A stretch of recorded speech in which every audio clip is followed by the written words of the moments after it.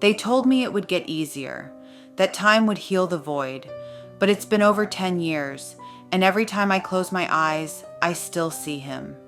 Rico, my sweet Rico, gone like a whisper in the wind.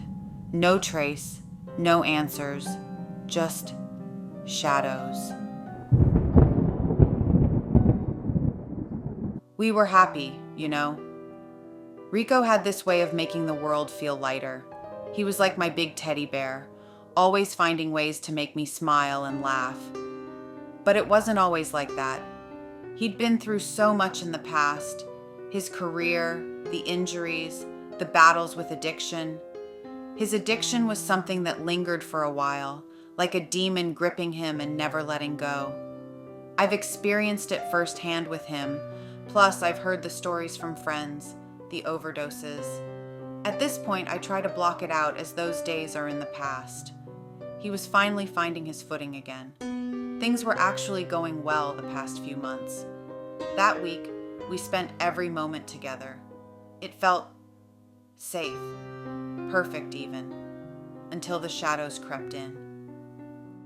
The next day, he had plans to go visit his mother.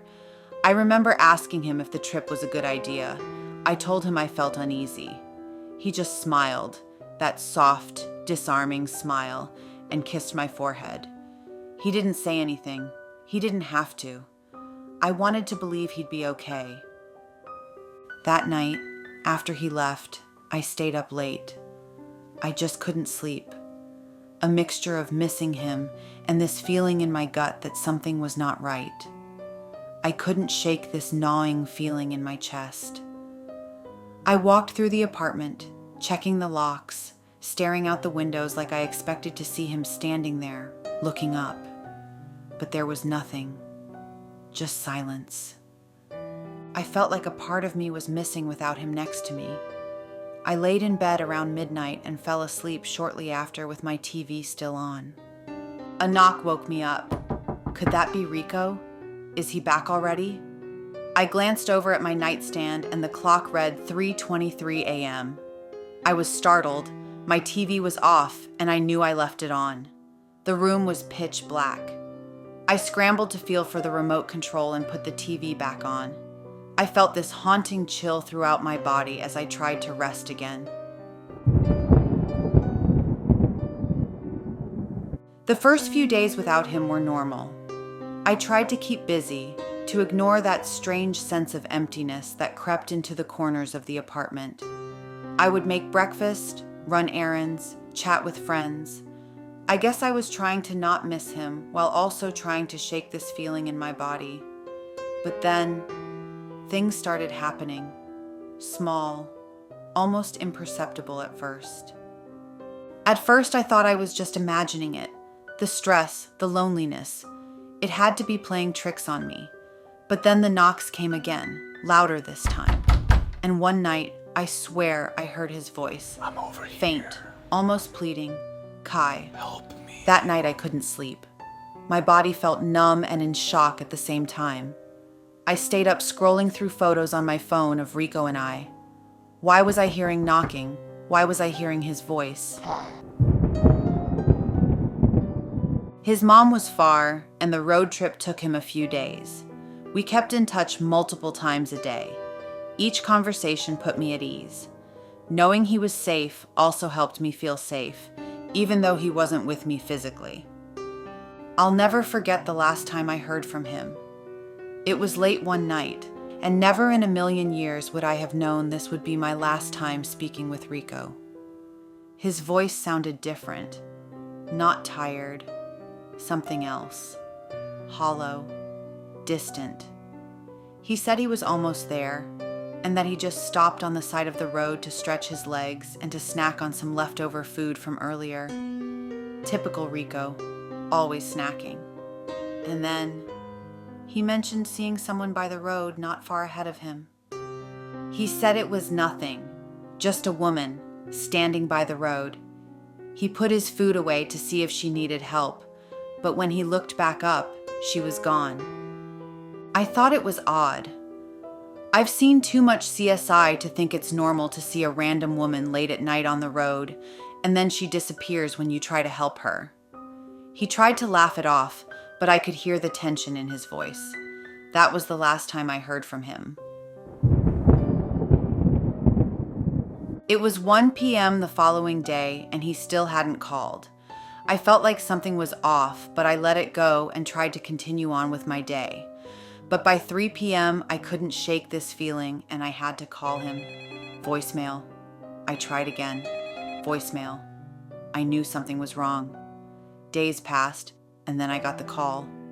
They found his car, abandoned, his wallet, his phone, all left behind. But no Rico. It was as if he'd vanished into thin air. I went to the place where they found his car. It was desolate, eerily quiet, the kind of silence that presses against your chest. I searched the area myself, desperate for any sign of him. That's when I found it, his car. I called out his name over and over, but the only answer was the wind. And then I heard it, a whisper, faint but unmistakable. Kai. I kept screaming for him as I searched the area, but nothing. My mind just kept playing tricks on me again as Rico was nowhere to be found. After that, the whispers didn't stop. At night, I'd wake up to the sound of his voice. Sometimes I'd see him in the corner of my eye, just for a moment, and then he'd be gone. I couldn't tell if this was his spirit trying to spend time with me, but I didn't want to believe that, because that means he was gone forever. I told myself it was him asking for help, that he is still out there, alive, and he's showing signs that he needs to be found. One night, I woke up to find the bedroom door ajar. I thought I'd locked it.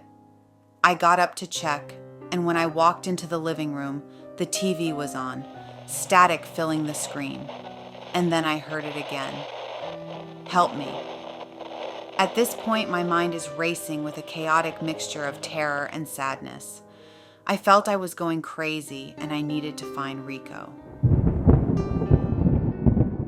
The following night, I couldn't take it anymore.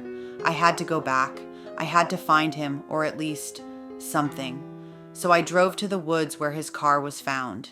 It was late, the sky heavy with clouds. I didn't care. I needed answers. The whispers were louder there, almost deafening. They led me to a clearing. In the center was a circle of stones surrounding a charred patch of earth. I'm over here. My flashlight flickered, and then I saw him. Help me. I called out to him. I begged him to come back, but he didn't move. And then he began to fade. His form dissolved into smoke, and the whispers turned into screams. That's it. My mind was taken over by the disappearance of Rico, and any chance it had, it would offer glimpses of him. They say closure is a gift, but how can you close a door when the shadow still lingers on the other side? Rico is out there, somewhere, and every time the wind whispers his name, I wonder if he's calling for me. Please, if you know anything about Rico, have seen him, have any information on his disappearance, please leave a comment below. Thank you.